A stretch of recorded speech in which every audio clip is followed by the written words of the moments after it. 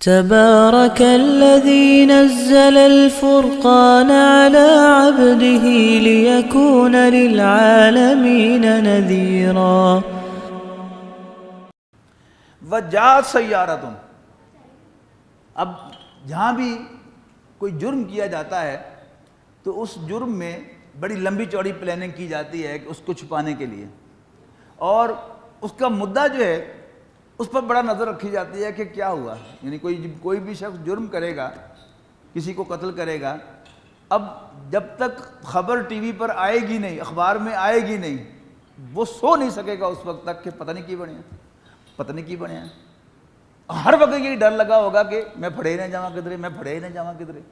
اور بہت سے جو فورینزک ایکسپرٹس ہوتے ہیں وہ کسی جرم کے بعد یعنی بظاہر بالکل اس کے بارے میں جیسے پتہ ہی نہیں چلا ابھی تک، لیکن اس کو آبزرو کرتے رہتے ہیں کہ اس کے بارے میں کون ہے جو تحقیق کرتا ہے، اور جو اس کے بارے میں کسی سے پوچھے گا اسی کو پکڑ لیتے ہیں کہ ہاں بھی تنقید لگنے پچھنے کی لوڑ پہ گئی، کس کو ڈھونڈ رہے ہو تم، کیا چیز تلاش کر رہے ہو تم، اور وہی مجرم ہوتا ہے۔ تو اب کنویں میں پھینکا، اب وہ قریب کہیں جو ہے وہ اس کے گشت کرتے پھر رہے ہیں کہ اس بچے کا ہوتا کیا ہے۔ آخر کیا ہوا، وجاءت سیارۃ، ایک قافلہ آیا، فارسلوا واردہم، تو انہوں نے اپنے سکے کو بھیجا کہ وہ پانی نکال لائے کنویں میں سے، فادلا دلوا، اس نے ڈول ڈالا، اور حضرت یوسف علیہ السلام اس ڈول کو پکڑ کر باہر آ گئے۔ اس نے کہا یا بشرا ھذا غلام، اوہ مزہ آ گیا، مزہ آ گیا، ہائے ہماری خوش قسمتی، دیکھو خوشخبری ہو کہ ایک لڑکا مل گیا بڑا خوبصورت۔ فاسروہ بضاعہ، اور انہوں نے ایک بڑا قیمتی سرمایہ سمجھ کر اس کو چھپا لیا۔ واللہ علیم بما یعملون، اور جو کچھ وہ کر رہے تھے اللہ تعالیٰ کو خبر تھی۔ وشروہ بثمن بخس دراہم معدودۃ وکانوا فیہ من الزاہدین۔ اب بھائی پھر تو قریب ہے، یہ تو سارا ہمارا لڑکا ہے یہ، تو اچھا تم نے خریدنا ہے؟ ہاں جی خریدنا ہے۔ کتنے پیسے دو گے؟ جتنے اونے پونے پیسے انہوں نے دیے، یعنی مگر لانے کی کوشش کی تھی انہوں نے کہ فٹافٹ اتھوں نکل جاوے ہو۔ اور اس میں قرآن مجید نے بڑا خوبصورت لفظ استعمال کیا، زہد کہتے ہیں دنیا سے بے رغبتی کو۔ جیسے ہوتا ہے نا کئی آتے ہیں جو انسیڈنٹس پیش آتے ہیں اور آپ خبریں پڑھتے ہیں تو کوئی خاص چور جو ہے وہ کسی خاص چیز کی تلاش میں آتا ہے، اس کو راستے میں سونا پڑا ہوا ملے گا، وہ اس کو چھوڑ دے گا، لیکن اصل جس چیز کے لیے وہ آیا وہی لے کے جائے گا، جو اسپیسیفک چور ہوتا ہے۔ تو اسی طرح ان کا اصل مقصد کیا تھا؟ حضرت یوسف علیہ السلام کو بیچ کر پیسے کمانا مقصد نہیں تھا، مقصد کیا تھا کہ ساڑی جان چھڑے، دور چڑھ جاوے کدھر بھائی کو۔ تو اس کو بڑا خوبصورت انداز میں کہا کہ انہوں نے محدود چند دراہم میں اندر بیچ دیا اس کو، بڑے چند ٹکوں میں، وَكَانُوا فِيهِ مِنَ الزَّاهِدِينَ، اور وہ اس معاملے میں بڑے زاہد ثابت ہوئے کہ انہوں نے کوئی پیسے کا لالچ اس سے نہیں کیا۔ وَقَالَ الَّذِي اشْتَرَاهُ مِن مِصْرَ، اور وہ شخص جس نے یوسف کو مصر میں خریدا وہ کہنے لگا لِامْرَأَتِهِ، اپنی بیوی سے، اکرمی مثواه، اسے اچھی طرح رکھنا، عسیٰ ان ینفعنا، کیا جب یہ ہمیں فائدہ دے، او نتخذہ ولدا، یا شاید ہم اسے بیٹا ہی بنا لیں۔ وَكَذَلِكَ مَكَّنَّا لِيُوسُفَ، یوں ہم نے یوسف کو اسٹیبلش کیا اس سرزمین میں، وَلِنُعَلِّمَهُ مِن تَأْوِيلِ الْأَحَادِيثِ، اور اس لیے کیا کہ سکھائیں ہم اس کو خوابوں کی تعبیر، کسی بات کی تہ تک پہنچنا۔ واللہ غالب علی امرہ، اور اللہ تعالیٰ اپنے کام پر غالب ہے، جو کرنا چاہتا ہے وہ کر کے رہتا ہے۔ ولکن اکثر الناس لا یعلمون، لیکن اکثر لوگ نہیں جانتے۔ ولما بلغ اشدہ، ولما بلغ اشدہ، پھر جب یوسف علیہ السلام اپنی پختگی کو پہنچے، یعنی پہلے بچے تھے اب بالغ ہو گئے، آتیناہ حکما و علما، تو ہم نے انہیں علم و حکمت سے نوازا۔ وَكَذَلِكَ نَجْزِي الْمُحْسِنِينَ، اور ایسے ہی ہم بدلہ دیا کرتے ہیں احسان کی روش اختیار کرنے والوں کو، نیکوکاروں۔ یاد رکھیے گا اللہ تعالیٰ نے مرد اور عورت دو علیحدہ علیحدہ وجود بنائے ہیں، اگین ناٹ بائی ایکسیڈنٹ۔ ایک نظر سے آپ دیکھیں تو مرد اور عورت بالکل ایک جیسے ہیں، اس کے بھی دو ہاتھ، اور ہر ہاتھ میں 4 انگلیاں ایک انگوٹھا، ادھر بھی 4 انگلیاں ایک انگوٹھا، 1 ناک، 2 آنکھیں، 2 کان، 1 پیشانی، 1 ٹھوڑی. لیکن آپ اس کو ذرا تفصیل میں دیکھیں، ڈیٹیل میں جا کر اس کو دیکھیں، مائکروسکوپ میں جا کر دیکھیں، الیکٹران مائکروسکوپ میں جا کے دیکھیں تو پتہ چلے گا کہ مرد اور عورت کا فرق جو بظاہر نظر آتا ہے کہ ایک آدھ عضو کا فرق ہے اور داڑھی مونچھ کا فرق ہے، صرف یہی فرق نہیں ہے. اس لیے کہ اللہ تعالیٰ نے تمام جتنے بھی جاندار ہیں ان کے وجود کو سیل سے بنایا ہے، اور ہر سیل میں ایک سیل وال ہوتی ہے، ایک پروٹوپلازم ہوتا ہے اس کے اندر ایک نیوکلیس ہوتا ہے، اور نیوکلیس کے اندر کروموسومز ہوتے ہیں. کروموسومز کیا ہیں؟ اگر میں سادہ لفظوں میں آپ کے سامنے بیان کروں تو وہ سافٹ ویئر ہے کسی بھی لیونگ بینگ کا، کسی بھی جاندار کا. یہ کروموسومز جو ہیں یہ جوڑوں کی شکل میں ہوتے ہیں، اور ہمارا آج کا علم ہمیں یہ بتاتا ہے کہ عورت کے تمام سیلز میں 23 جوڑے ہوتے ہیں ایک ہی طرح کے، ایکس کروموسومز ہوتے ہیں، لیکن مرد کے ہر سیل میں ایک جوڑا ایکس وائی ہوتا ہے. یعنی 46 کروموسومز میں سے ایک کروموسوم جو ہے وہ مرد کا عورت کے سیل کے کروموسوم سے مختلف ہوتا ہے. لیکن انسان کے جسم میں سیلز کتنے ہیں؟ کوئی ہے اندازہ آپ کو؟ 28 ٹریلین، 28 ہزار نہیں، 28 لاکھ نہیں، 28 ملین نہیں، 28 بلین نہیں، 28 ٹریلین سیلز ہیں. تو 1/46 کو ذرا فون آپ کے پاس ہوگا ضرب دے کے دیکھیں کہ کتنی بڑی فگر یہ بنتی ہے. ذرا کیلکولیٹر پہ ڈرا کے دیکھیے کہ مرد اور عورت کے کروموسومز کا ایک کروموسومز کرتے ہیں کتنا زیادہ فرق ہو گیا.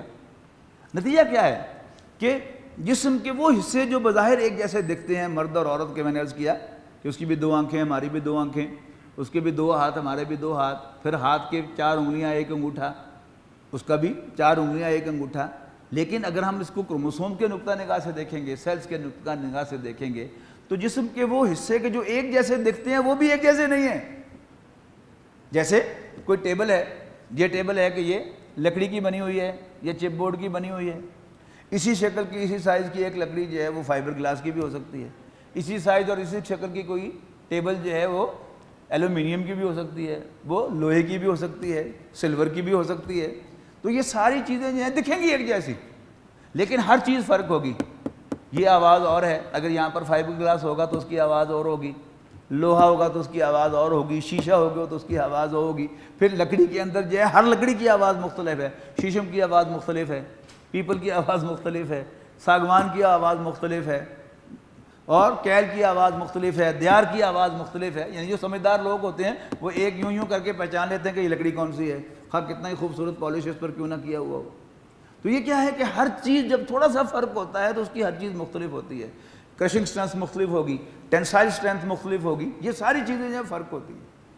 ایسا ہی ہے اگر آپ غور سے دیکھیں تو اللہ تعالیٰ نے مرد اور عورت جو ہیں یہ بالکل 2 مختلف وجود بنائے ہیں.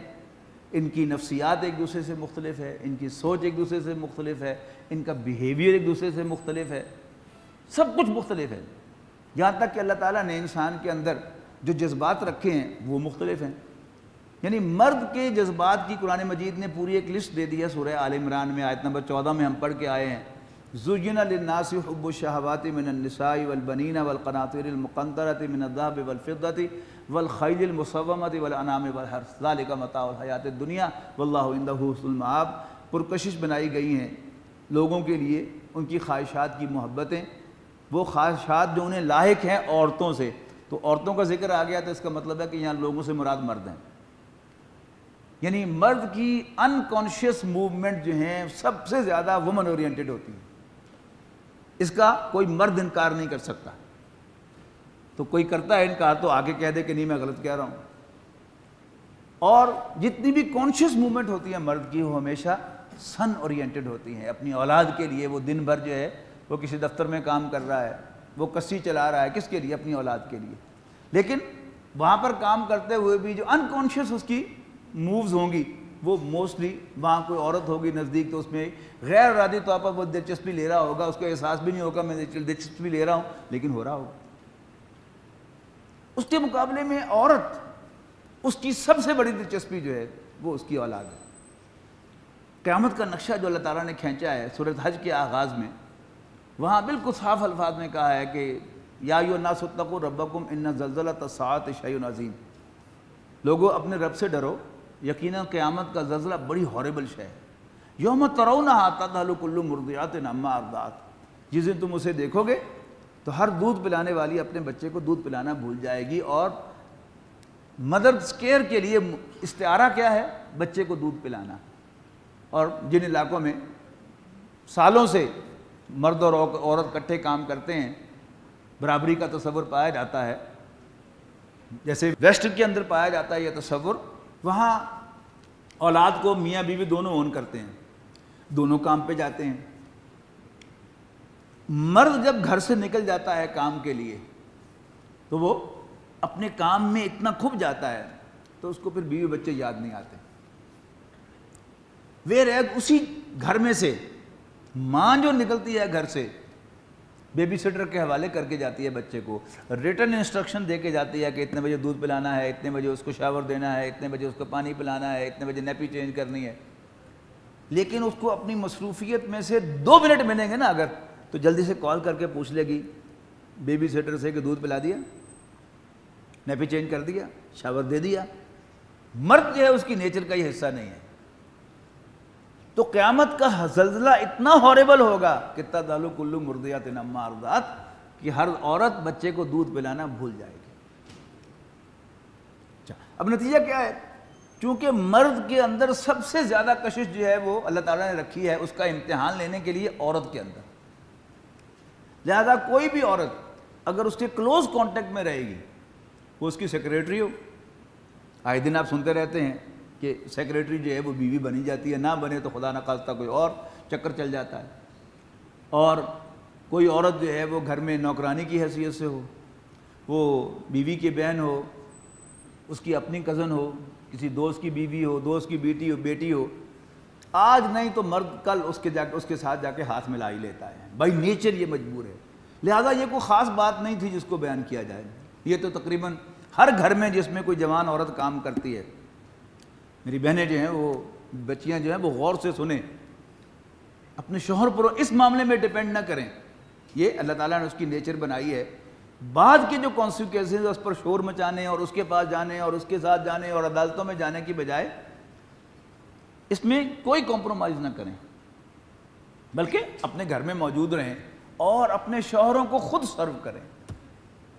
لہذا اس کو تو بیان کرنے کی ضرورت نہیں، ہر شخص جو ہے وہ جانتا ہے، ہر گھر میں یہ کہانی ہے۔ بلکہ مجھے زیادہ دلچسپ بات ہے کہ فنچلے ماسک لندن میں جب میں امام تھا، وہاں میں نے درس دیا، ایک دن ظہر کی نماز کے بعد ہفتہ وار درس ہوتا تھا، تو ظاہر ہے پیچھے پردے میں خواتین بھی بیٹھ کے سنتی تھیں، تو میں نے ان سے یہی بات کہی کہ جو بھی عورت کسی مرد کے کلوز کانٹیکٹ میں رہے گی، وہ کسی شکل میں بھی ہو، تو مرد جو ہے وہ اس کے لیے اپنے اندر پرسویشن محسوس کرے گا۔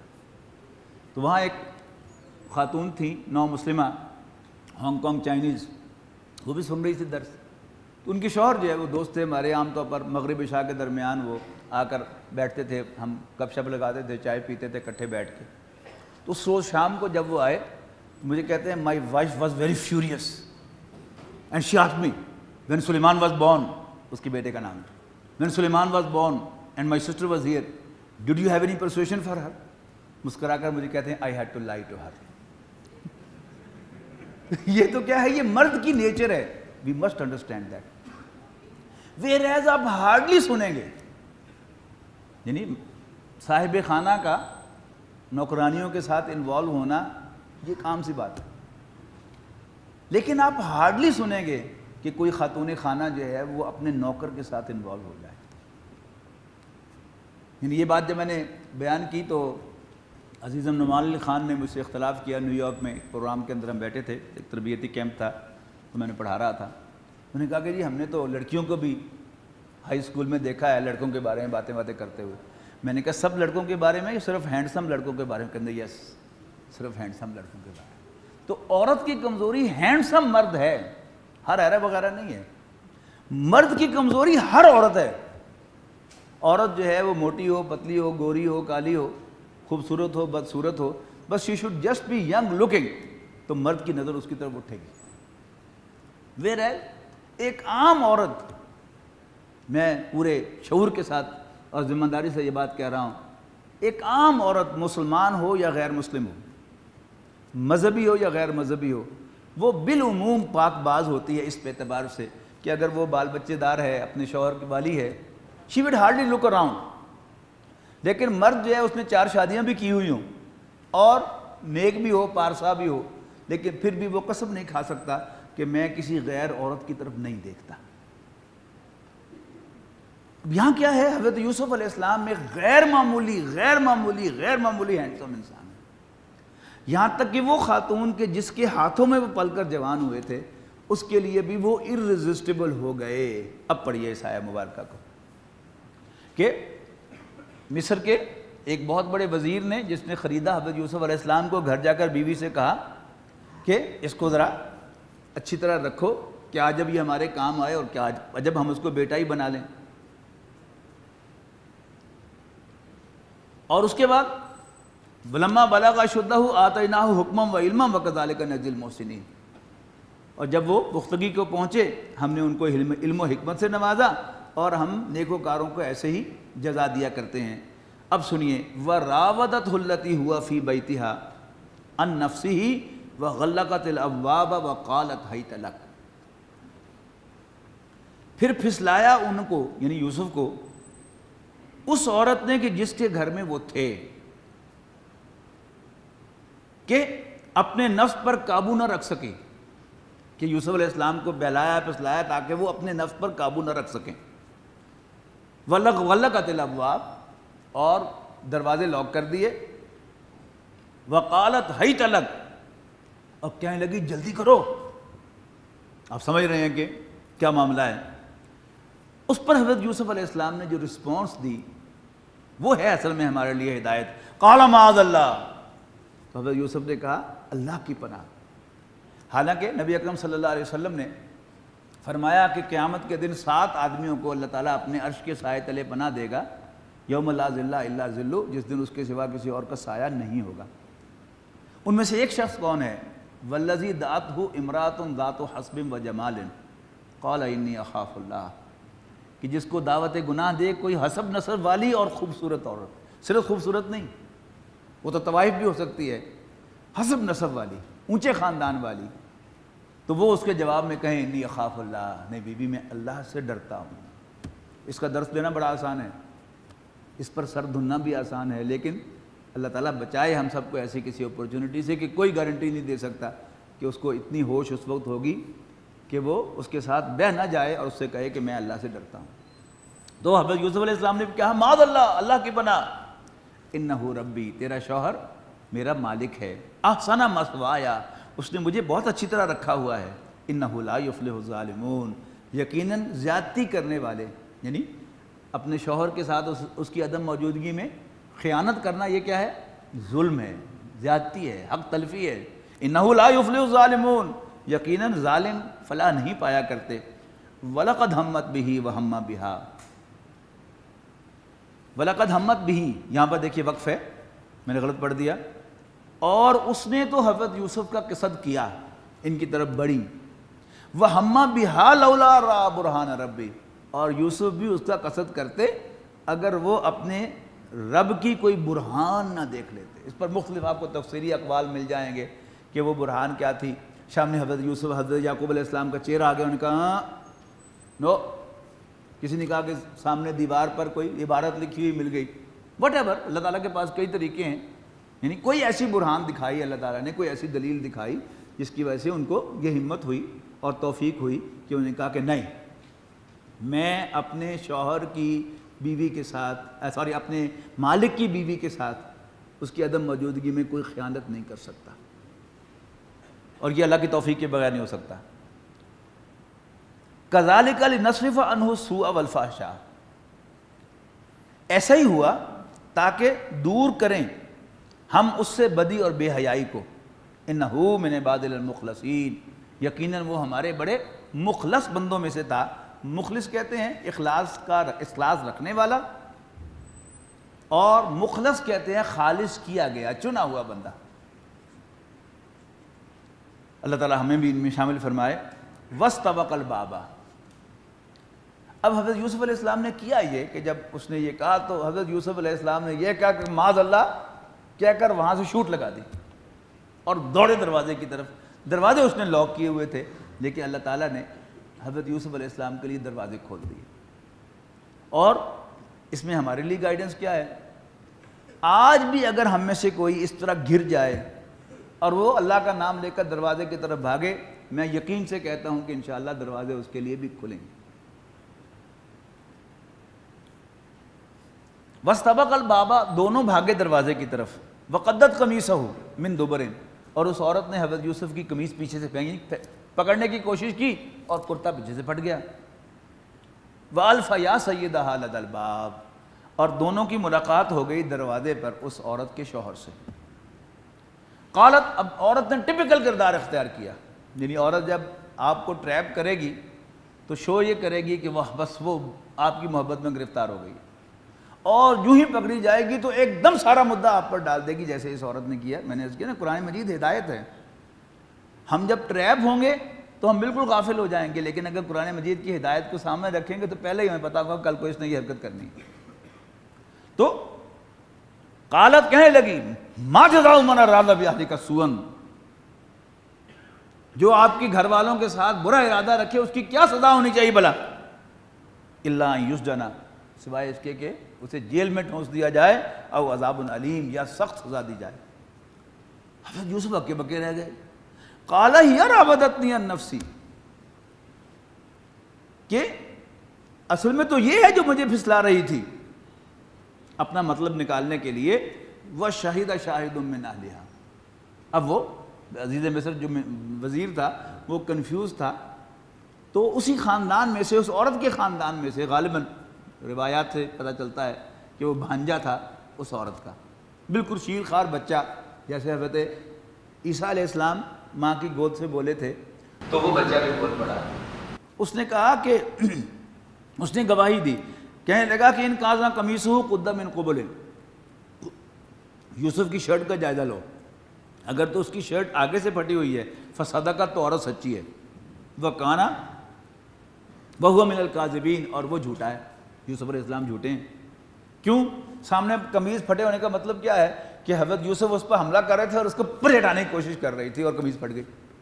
اور اگر قمیض پیچھے سے پھٹی ہوئی ہے اس کا مطلب ہے کہ یوسف علیہ السلام وہاں سے دوڑنا چاہ رہے تھے اور وہ پکڑنے کی کوشش کر رہی تھی. وَإِنْ كَانَ قَمِيصُهُ قُدَّ مِنْ دُبُرٍ, اور اگر کرتا پیچھے سے پھٹا ہوا ہے فَكَذَبَتْ, تو وہ جھوٹی ہے. وَهُوَ مِنَ الصَّادِقِينَ, اور یوسف سچا ہے علیہ السلام. فَلَمَّا رَأَىٰ قَمِيصَهُ, تو جب عزیز مصر نے, اس وزیر نے حضرت یوسف کے کرتے کا جائزہ لیا, قُدَّ مِنْ دُبُرٍ, جب اس نے دیکھا یوسف علیہ السلام کے کرتے کو پیچھے سے پھٹا ہوا, قَالَ إِنَّهُ مِنْ كَيْدِكُنَّ, تو وہ اپنی بیوی سے مخاطب کر کے کہنے لگا اِنَّهُ مِنْ كَيْدِكُنَّ, یہ تم عورتوں کی چالیں ہیں. اِنَّ كَيْدَكُنَّ عَظِيمٌ, اور تمہاری چالوں کے کیا ہی کہنے ہیں, اونچیاں چالاں ہوتی ہیں داڑیاں. اور پھر ساتھ ہی, یعنی ایک ہی محفل میں اور لوگ بھی ہوں گے, جب ظاہر ہے بچے نے گواہی دی اور سب کے سامنے جائزہ لیا گیا کرتے کا, تو عورت کی طرف دیکھ کے کہا کہ یہ سب تمہاری چالیں ہیں اور تمہاری چالوں کے کیا کہنے ہیں.